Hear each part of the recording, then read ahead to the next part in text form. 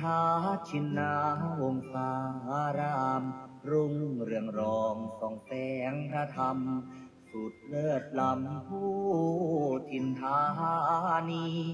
ผู้คนไกลๆรวมเติมบารมีด้วยศรัทธานำพาชีวีให้ลูกนี้สุขีเรื่อยมา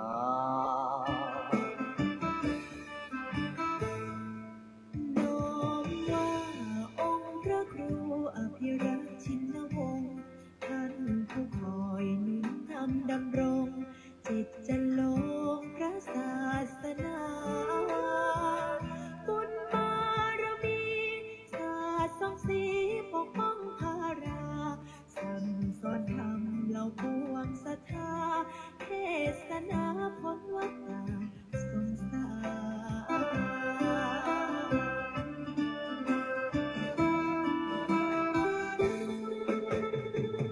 จอมราชันองค์มหาวชิราลงกรณ์ผู้ทรงเป็นนิมาหิศรคุณบอนคุ้มครอบเพศพันธ์ในวโรกาสราชาพิเศษกทะเลิงขวัญยังสร้างอารามงดงามตระการถวายองค์ท่านเป็นราชกุศล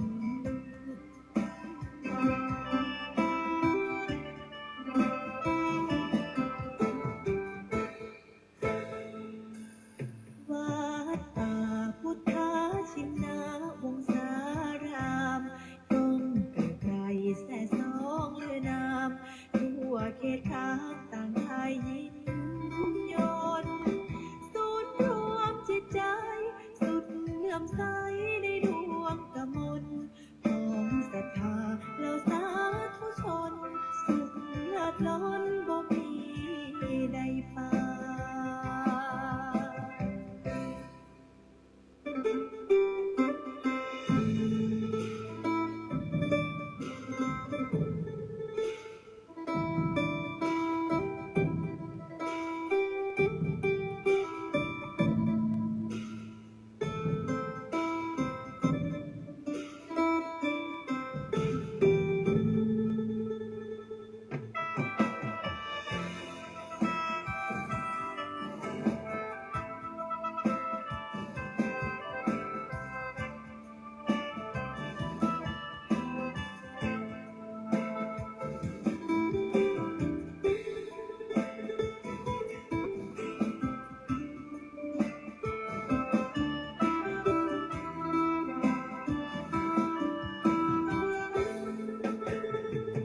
จอมราชันองค์มหาวชิราลงกรณ์ผู้ทรงเป็นนิมาหิศรคุณบอนคุ้มครอบเพศพันธ์ในวโรกาสราชาพิเศษกทะเลิงทวันจึงสร้างอารามงดงามตระการถวายองค์ท่านเป็นราชกุศล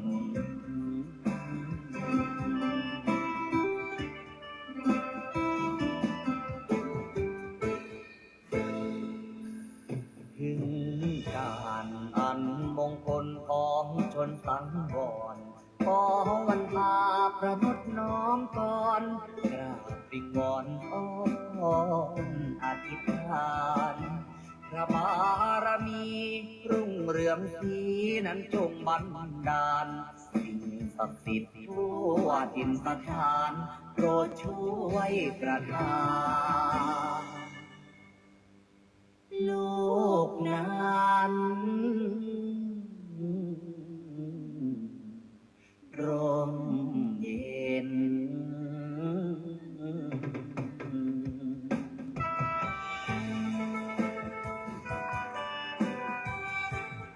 ขอความนอบน้อมในพระรัตนตรัยอันมีคุณพระพุทธคุณพระธรรมคุณพระสงฆ์ขอถวายความอาลัยในหลวงพ่อเจ้าพระคุณสมเด็จพระพุทธชินวงศ์องค์อดีตเจ้าวาดวัดพิชยญาติการามข อโอกาสและถวายความเคารพในพระมหาเถรานุเถระเพื่อนกัลยาณมิตรเพื่อนกัลยาณธรรมทุกรูปทุกท่านขอความสุขความสวัสดีจงบังเกิดมีแก่ญาติโยมญาติธรรมโลกหลานหม่อนมหาจักรพรรดิทุกท่านทุกคนที่ได้มาพร้อมจิตตั้งใจในการสวดมนต์และก็ขออนุโมทนา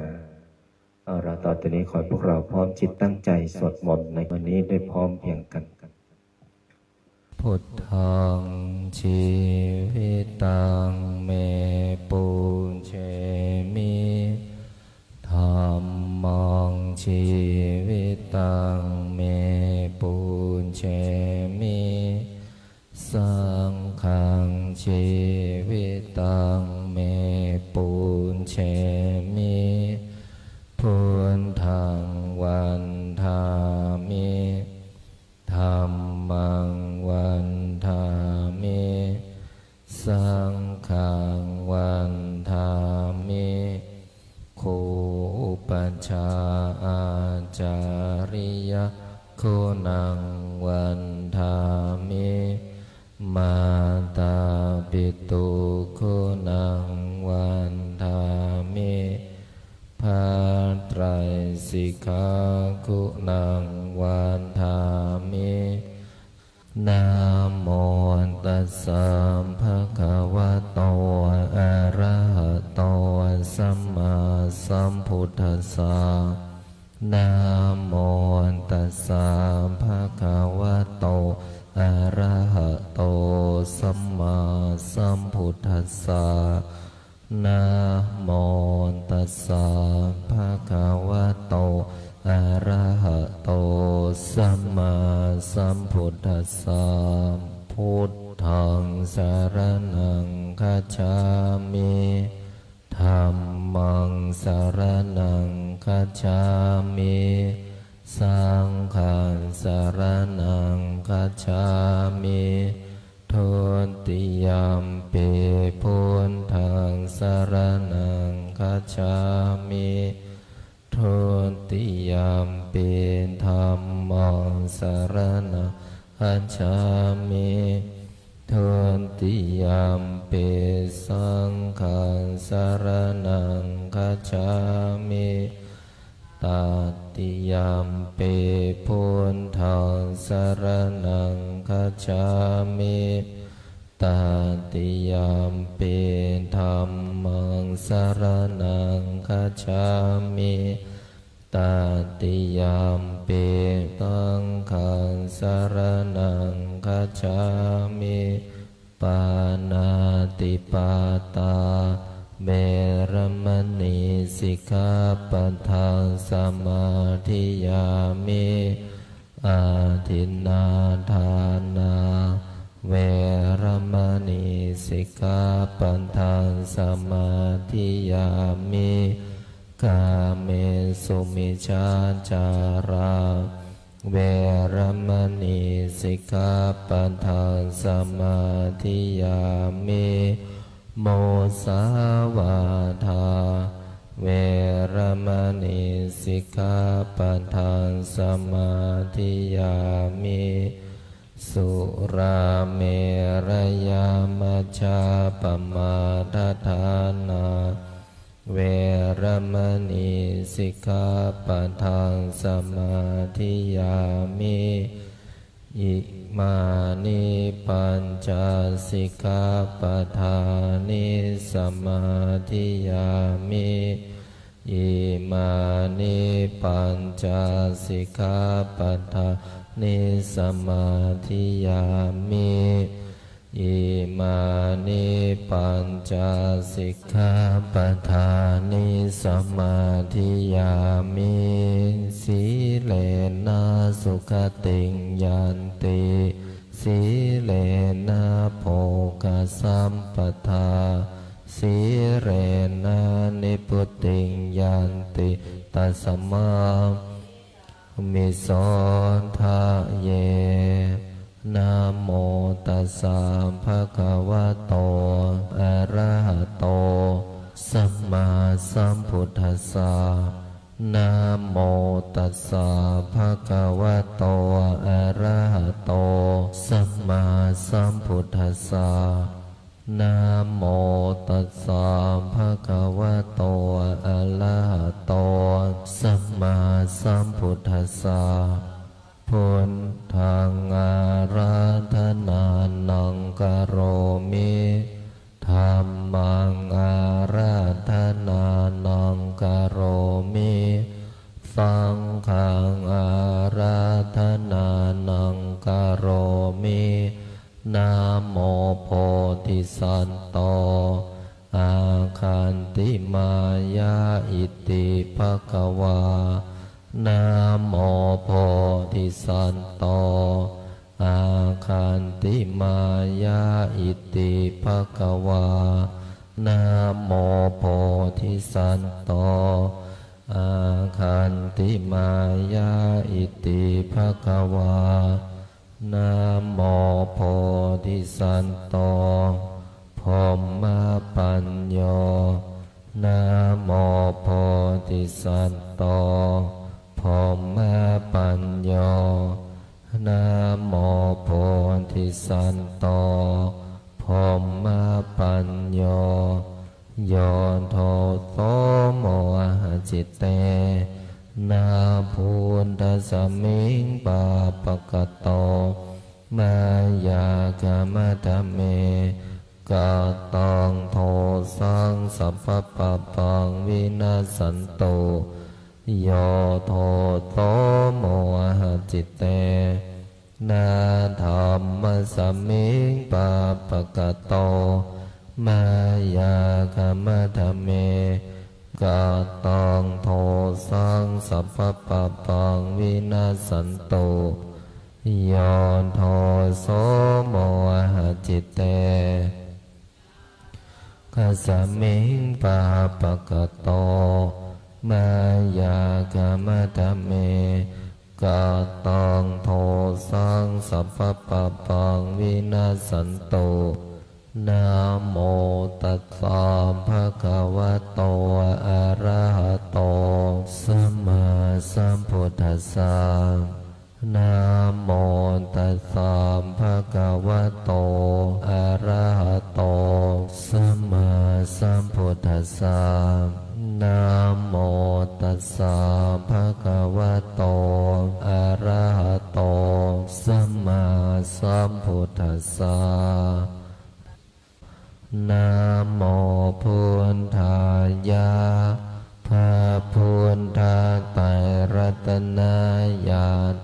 มณีโนภาลัสสิสหัสสะสุธรรมาพุทโธธรรมโมสังโฆ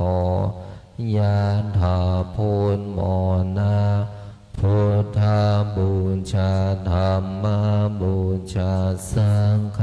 บูชาอาคิทานังวารังคันทังสิวารินจมหาเถลังอาหังวันทามิทุระโต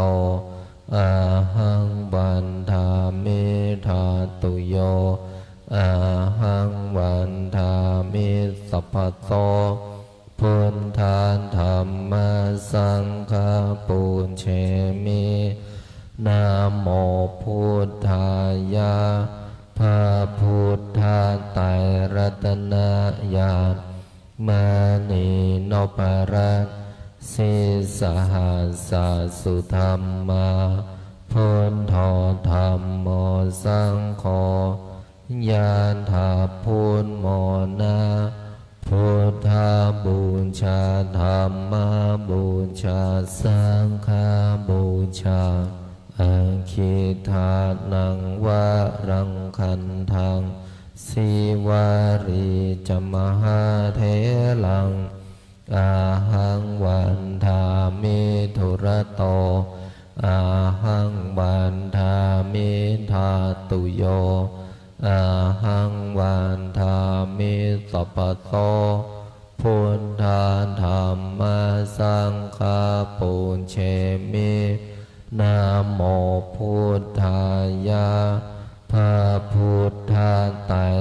ตนายาณมานีนปรัตสิสหัสสะสุธรรมาพุทโธธรรมโมสังโฆญาณาพุทโมนาพุทธาบูชาธรรมบูชาสังฆบูชาอาคิทานังวารังคันทังสิวารีจมหาเทลังอาหังวันทามิธุระโตอาหังวันทามิธาตุโยอาหังวันทามิสัพพโตพุทธาธรรมสังฆาปุญเชมินะโมพุทธายะพระพุทธไตรรัตนายาณมานีนปลัตสิสหัสสะสุธรรมาพุทโธธรรมโมสังโฆญาณาพุทโมนาพุทธาบูชาธรรมบูชาสังฆบูชาอาคิทานังวารังคันทังสิวารีจมหาเทลังอาหังวันทามิธุระโตอาหังวันทามิธาตุโยอาหังวันทามิสัพพโสพุทธาธรรมสังฆาปุญเชมินะโมพุทธายะพระพุทธไตรรัตนายาณมานีนปรัตสิสหัสสะสุธรรมาพุทโธธรรมโมสังโฆญาณาพุทโมนาพุทธาบูชาธรรมบูชาสังฆบูชา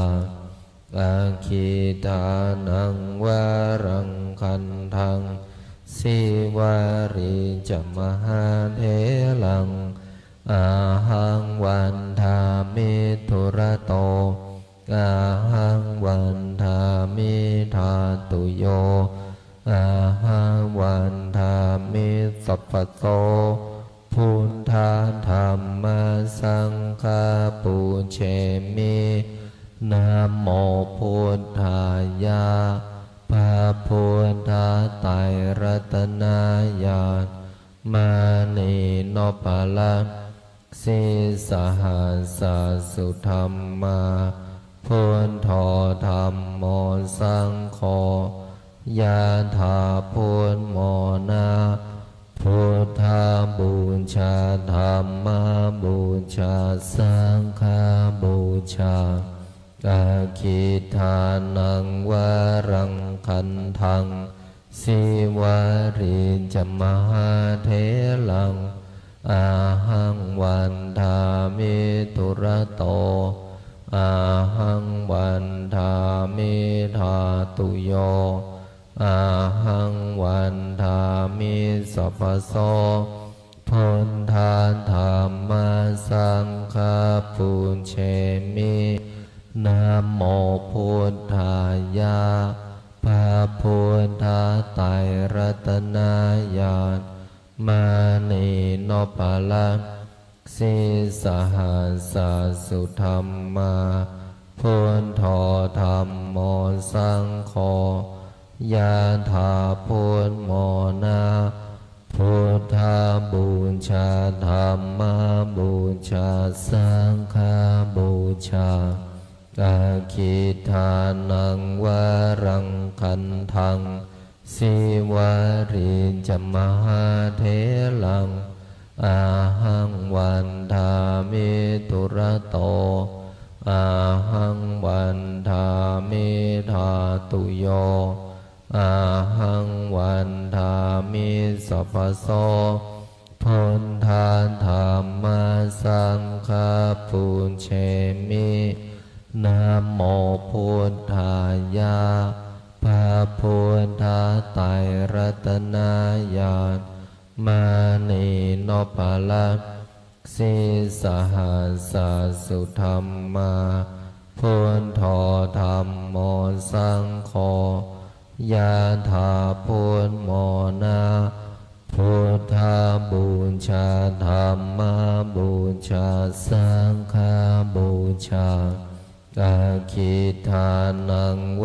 รังคันทัง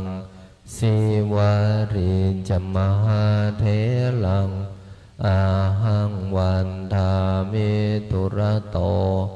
อาหังวันทามิธาตุโยอาหังวันทามิสัพพโสพุทธาธรรมสังฆปุญเชมินะโมพุทธายะ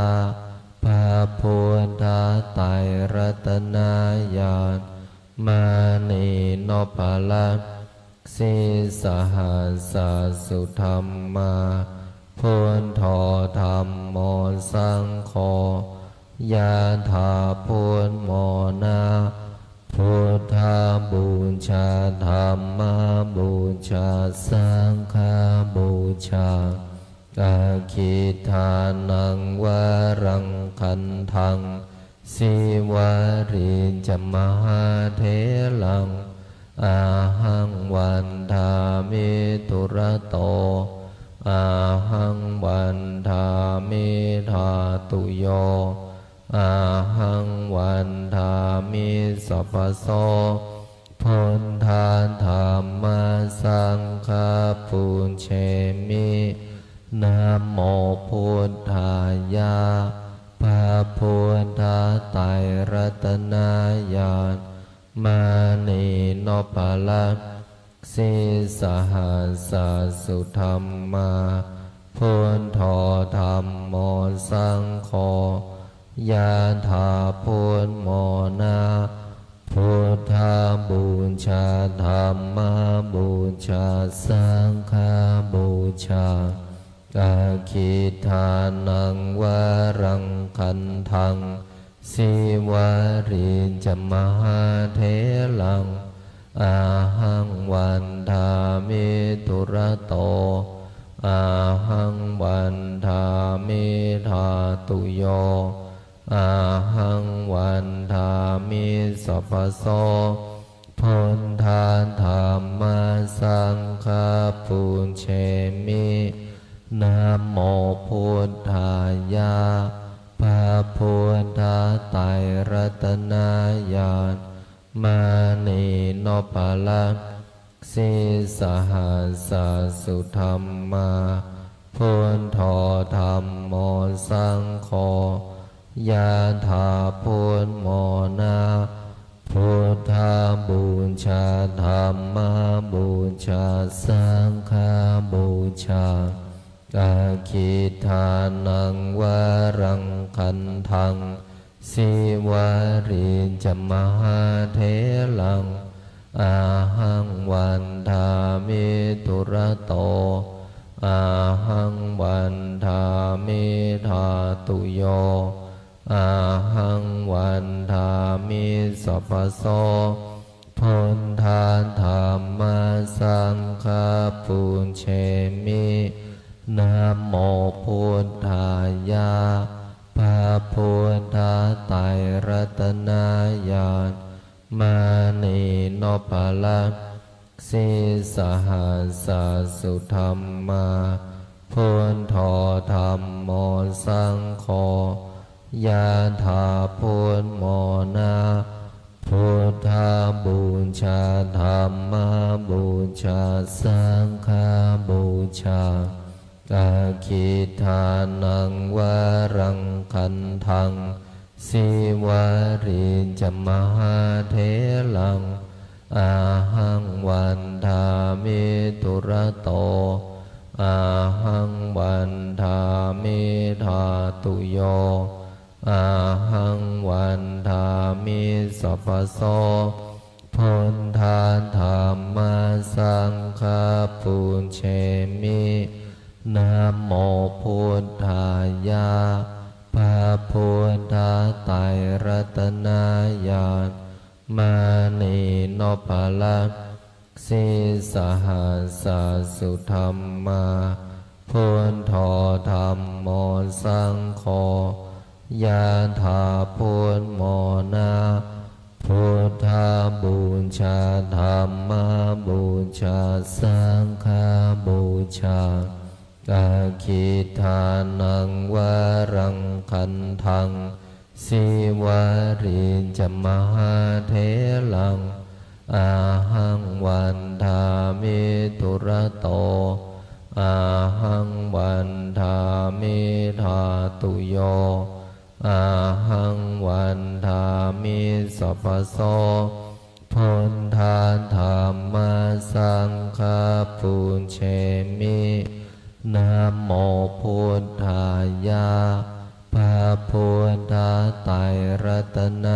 ญาณมานีโนปลักสิสหัสสะสุธรรมาพุทโธธัมโมสังโฆยะถาพุทโมนะพุทธบูชาธัมมบูชาสังฆบูชาอาคิทานังวรังคันทังสิวาริจมหาเถลังอาหังวันทามิตุระโตอาหังวันทามิธาตุโยอาหังวันทามิสัพพโสพุทธาธัมมาสังฆาปุญเชมินะโมพุทธายะพระพุทธไตรรัตนญาณมานีโนปลักสิสหัสสะสุธรรมาพุทโธธัมโมสังโฆยะถาพุทโมนะพุทธบูชาธัมมบูชาสังฆบูชาอาคิทานังวรังคันทังสิวาริจมหาเถลังอาหังวันทามิตุระโตอาหังวันทามิธาตุโยอาหังวันทามิสัพพโสพุทธาธัมมาสังฆาปุญเชมินะโมพุทธายะพระพุทธไตรรัตนญาณมานีโนปลักสิสหัสสะสุธรรมาพุทโธธัมโมสังโฆยะถาพุทโมนะพุทธบูชาธัมมบูชาสังฆบูชาอาคิทานังวรังคันทังสิวาริจมหาเถลังอาหังวันทามิตุระโตอาหังวันทามิธาตุโยอาหังวันทามิสัพพโสพุทธาธัมมาสังฆาปุญเชมินะโมพุทธายะพระพุทธไตรรัตนญาณมานีโนปลักสิสหัสสะสุธรรมาพุทโธธัมโมสังโฆยะถาพุทโมนะพุทธบูชาธัมมบูชาสังฆบูชาอาคิทานังวรังคันทังสิวาริจมหาเถลังอาหังวันทามิตุระโตอาหังวันทามิธาตุโยอาหังวันทามิสัพพโสพุทธาธัมมาสังฆาปุญเชมินะโมพุทธายะพระพุทธไตรรัตนญาณมานีโนปลัก สิสหัสสะสุธรรมาพุทโธธัมโมสังโฆยะถาพุทโมนาพุทธาบูชาธัมมาบูชาสังฆาบูชาอาคิทานังวารังคันทังสิวาริจมหาเถลังอาหังวันทามิตุระโตอาหังวันทามิธาตุโยอาหังวันทามิสัพพโสพุทธาธัมมาสังฆาปุญเชมินะโมพุทธายะพระพุทธไตรรัตนญาณมณีนพลันสิสหัสสะสุธรรมาพุทโธธัมโมสังโฆยะถาพุทโมนาพุทธาบูชาธัมมาบูชาสังฆาบูชาอาคิทานังวารังคันทังสิวาริจมหาเถลังอาหังวันทามิตุระโตอาหังวันทามิธาตุโยอาหังวันทามิสัพพโสพุทธาธัมมาสังฆาปุญเชมินะโมพุทธายะพระพุทธไตรรัตนญาณมณีนพรัตน์สิสหัสสะสุธรรมาพุทโธธัมโมสังโฆยะถาพุทโมนาพุทธาบูชาธัมมาบูชาสังฆาบูชาอาคิทานังวารังคันทังสิวาริจมหาเถลังอาหังวันทามิตุระโตอาหังวันทามิธาตุโยอาหังวันทามิสัพพโสพุทธาธัมมาสังฆาปุญเชมินะโมพุทธายะพระพุทธไตรรัตนญาณมณีนพรัตน์สิสหัสสะสุธรรมาพุทโธธัมโมสังโฆยะถาพุทโมนาพุทธาบูชาธัมมาบูชาสังฆาบูชาอาคิทานังวารังคันทังสิวาริจมหาเถลังอาหังวันทามิตุระโตอาหังวันทามิธาตุโยอาหังวันทามิสัพพโสพุทธาธัมมาสังฆาปุญเชมินะโมพุทธายะพระพุทธไตรรัตนญาณมณีนพลันสิสหัสสะสุธรรมาพุทโธธัมโมสังโฆยะถาพุทโมนาพุทธาบูชาธัมมาบูชาสังฆาบูชาอาคิทานังวารังคันทังสิวาริจมหาเถลัง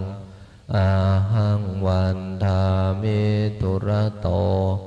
อาหังวันทามิธาตุโย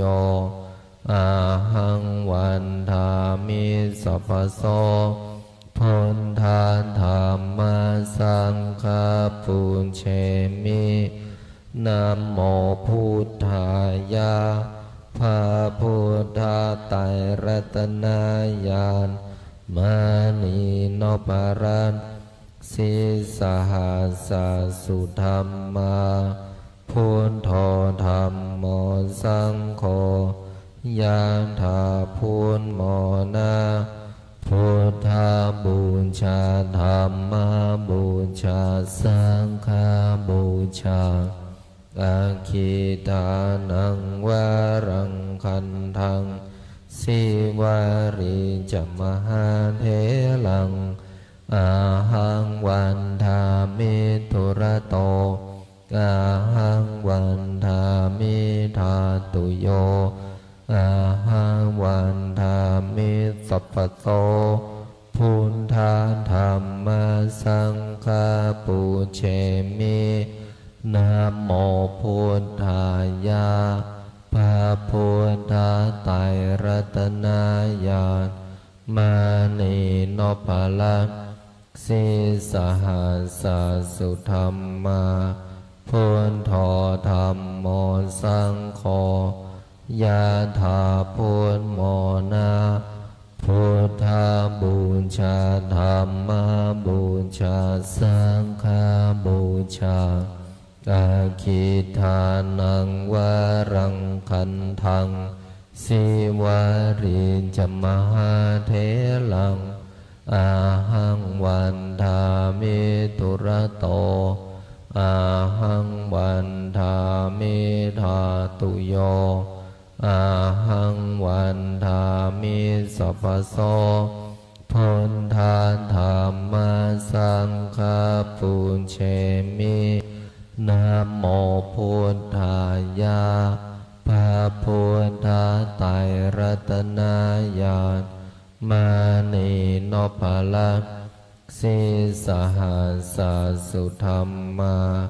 พุทโธธัมโมสังโฆยะถาพุทโมนะพุทธาบูชาธัมมาบูชาสังฆาบูชาอาคิทานังวารังคันทัง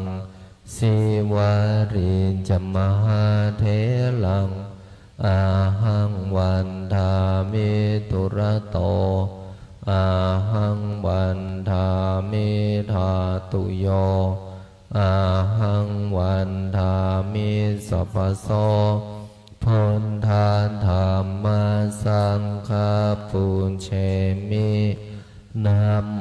พุทธายะพระพุทธ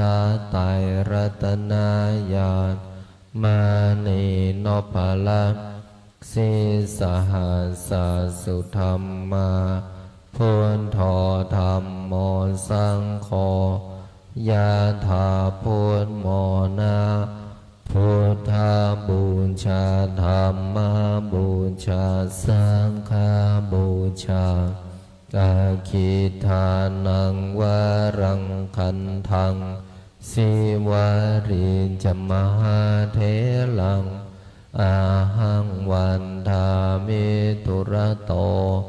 อาหังวันทามิธาตุโยอาหังวันทามิสัพพโสพุทธาธัมมาสังฆาปุเชมินะโมพุทธายะ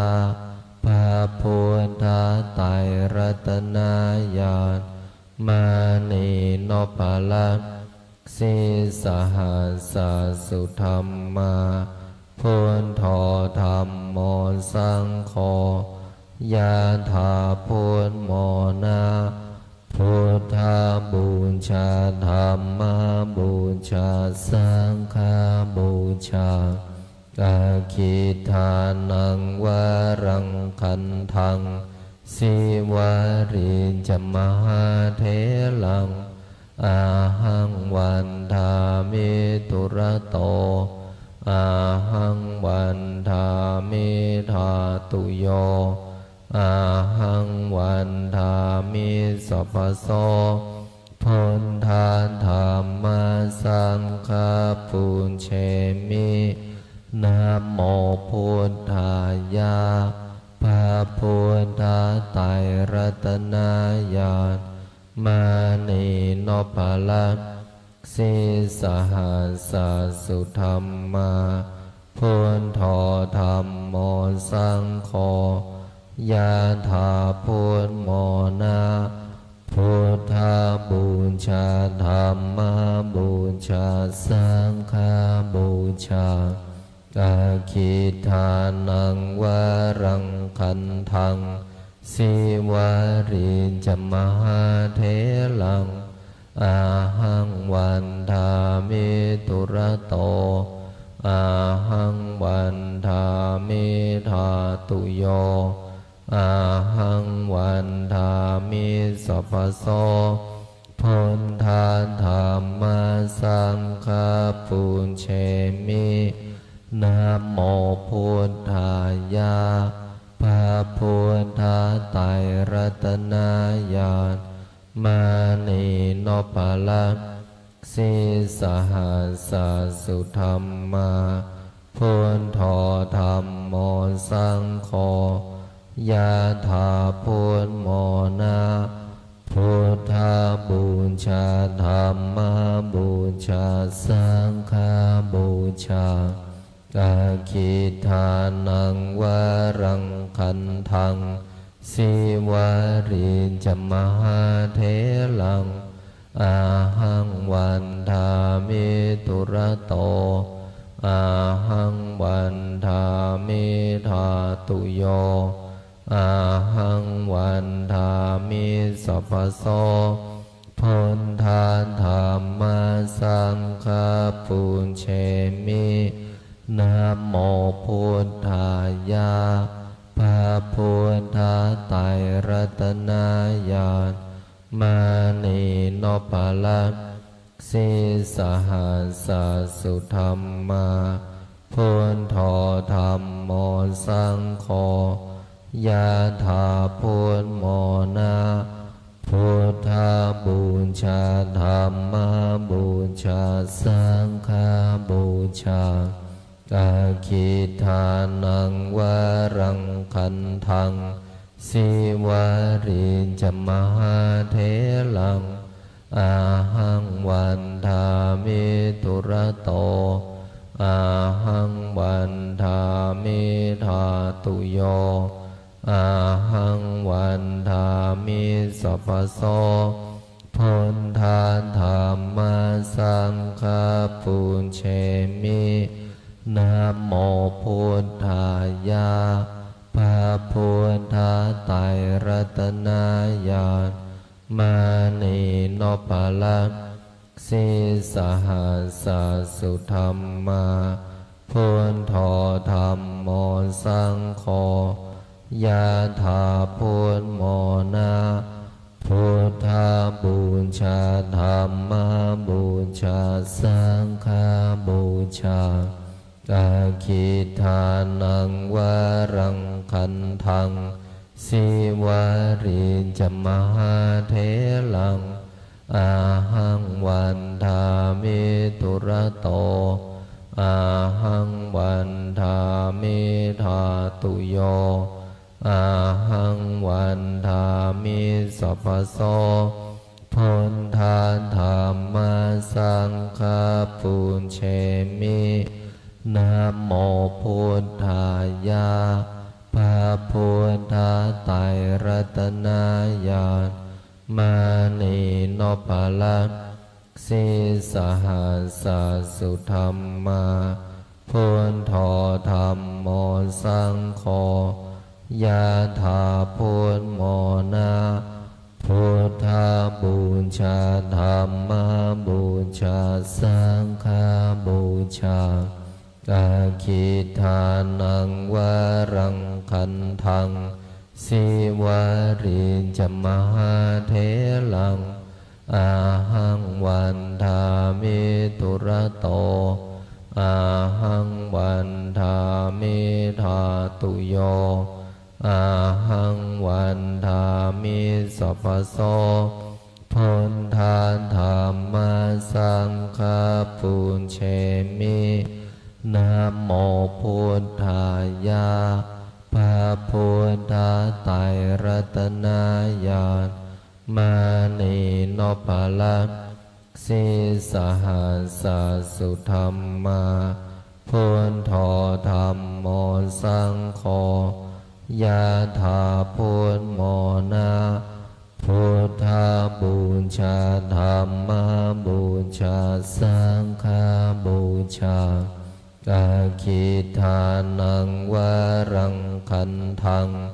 สิวาริจมหาเถลังอาหังวันทามิตุระโตอาหังวันทามิธาตุโยอาหังวันทามิสัพพโสพุทธาธัมมาสังฆปุญเชมินะโมพุทธายะพระพุทธไตรรัตนญาณมานีโนภลังสิสหัสสุธรรมาพุทโธธัมโมสังโฆยะถาพุทโมนะพุทธบูชาธัมมบูชาสังฆบูชาอาคิทานังวรังคันทังสิวาริจมหาเถลังอาหังวันทามิตุระโตอาหังวันทามิธาตุโยอาหังวันทามิสัพพโสพุทธาธัมมาสังฆปุญเชมินะโมพุทธายะพระพุทธไตรรัตนญาณมานีโนภลังสิสหัสสุธรรมาพุทโธธัมโมสังโฆยะถาพุทโมนะพุทธบูชาธัมมบูชาสังฆบูชาอาคิทานังวรังคันทังสิวาริจมหาเถลังอาหังวันทามิตุระโตอาหังวันทามิธาตุโยอาหังวันทามิสัพพโสพุทธาธัมมาสังฆปุญเชมินะโมพุทธายะพระพุทธไตรรัตนญาณมานีโนภลังสิสหัสสุธรรมาพุทโธธัมโมสังโฆยะถาพุทโมนะพุทธบูชาธัมมบูชาสังฆบูชาอาคิทานังวรังคันทังสิวาริจมหาเถลังอาหังวันทามิตุระโตอาหังวันทามิธาตุโยอาหังวันทามิสัพพโสพุทธาธัมมาสังฆปุญเชมินะโมพุทธายะพระพุทธไตรรัตนญาณมานีโนภลังสิสหัสสุธรรมาพุทโธธัมโมสังโฆ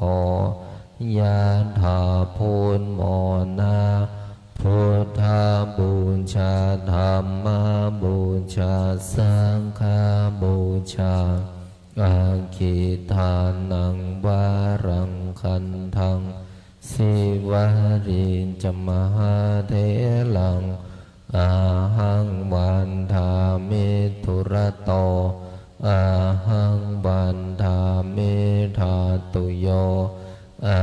หังวันทามิสัพพโสพุทธาธัมมาสังฆปุญเชมินะโมพุทธายะพระพุทธไตรรัตนญาณมานีโนภลังสิส สุธรรมาพุทโธธัมโมสังโฆยานถาพุทโมนาพุทธาบูชาธัมมาบูชาสังฆาบูชาอาคิทานังวะรังคันทังสิวารีจมหาเถลังอาหังวันทามิธุระโตอาหังวันทามิทาตุโยอาหังวันทามิสัพพโตพุทธาธัมมาสังฆาปุญเชมินะโมพุทธายะพระพุทธาไตรรัตนญาณมานีนพรัตน์สิสหัสสสุธรรมาพุทโธธัมโมสังโฆยานถาพุทโมนาพุทธาบูชาธัมมาบูชาสังฆาบูชาอาคิทานังวะรังคันทัง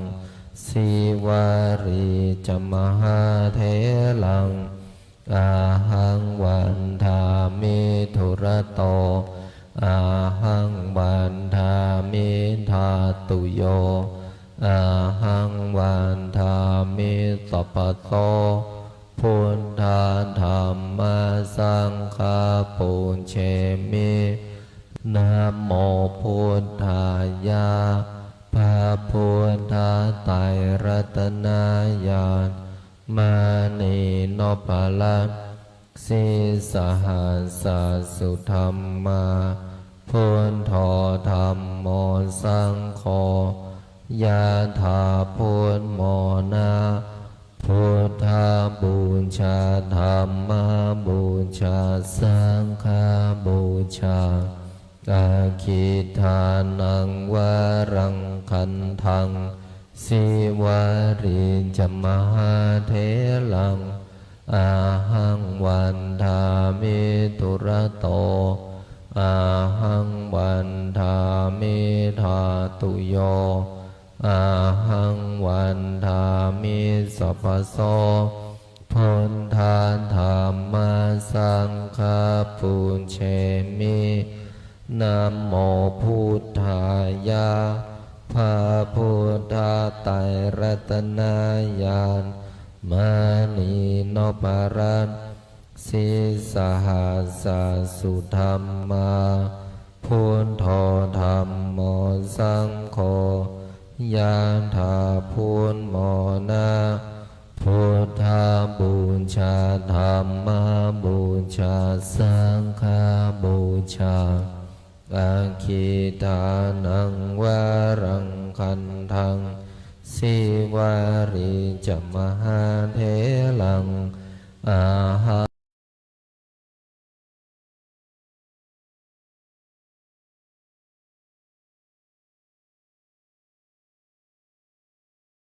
มิสัพพโตพุทธาธัมมาสังฆาปุญเชมินะโมพุทธายะพระพุทธาไตรรัตนญาณมานีนพรัตน์สิสหัสสสุธรรมาพุทโธธัมโมสังโฆยะถาพุทโมนาพุทธาบูชาธัมมาบูชาสังฆาบูชา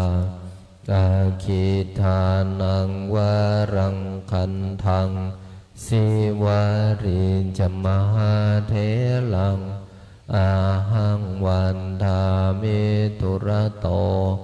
อาหังวันทามิทาตุโยอาหังวันทามิสัพพโสพุทธาธัมมาสังฆาปุญเชมินะโมพุทธายะพระพุทธไตรรัตนญาณมานีนพรัตน์สิสหัส สาสุธัมมาพุทโธธัมโมสังโฆยะถาพุทโมนะพุทธาบูชาธรรมบูชา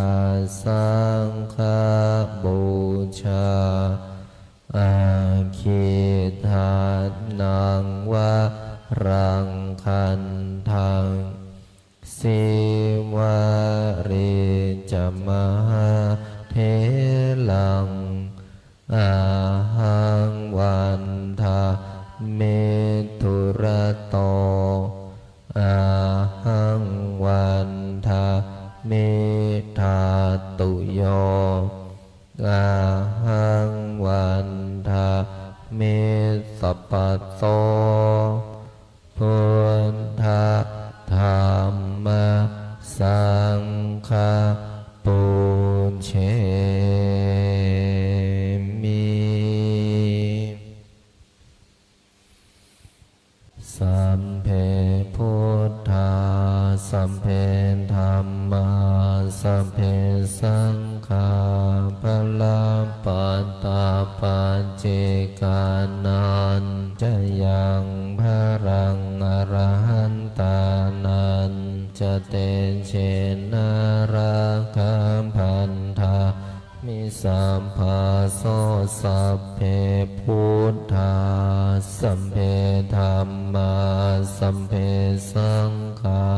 พระปัตตาปัจเจกานันจะยังพรังอรหันตานันจะเตเชนะราคัมพันธามิสัมภาโสสัมเพพุทธาสัมเพธัมมาสัมเพสังฆาพลปันตาปัญเจกานันจะยังพรังอรหันตา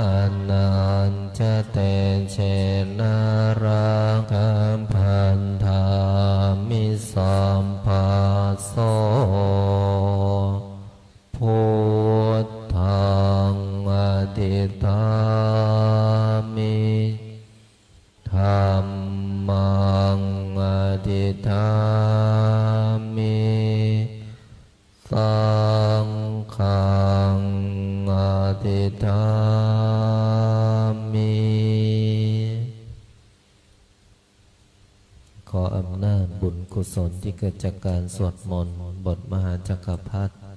บุญใดกุศลใดที่สำเร็จแล้วจงประสิทธิประทานพรให้ลูกหลานมนต์มหาจักรพรรดิทุกท่านทุกคนจงมีแต่ความสุขความเจริญนึกคิดทำปรารถนาสิ่งใด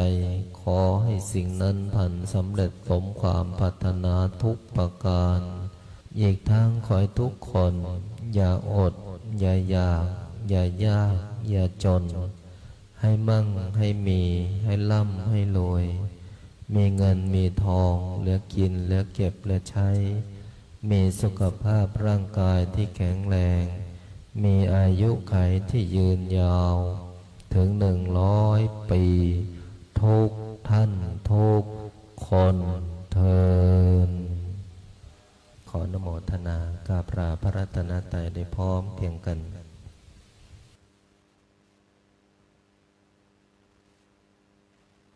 อะระหังสัมมาสัมพุทโธภะคะวา